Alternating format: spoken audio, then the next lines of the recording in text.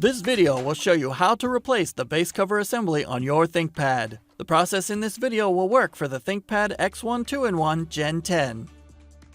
You will need a screwdriver kit, a non-metallic pry tool, and 10 minutes of your time.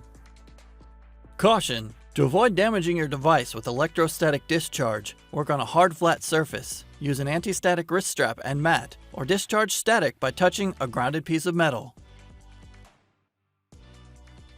First, you must disable your built-in battery before removing any parts.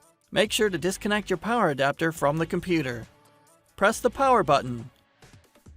Tap the F1 key repeatedly to enter the setup menu. Select the config menu. Select the power menu option. Select the disable built-in battery menu option. Select yes in the confirmation box. The system will shut down and the battery is disabled. Loosen the 4 captive screws on the bottom of the system. The captive screws do not come out of the base cover assembly. Do not try to remove them.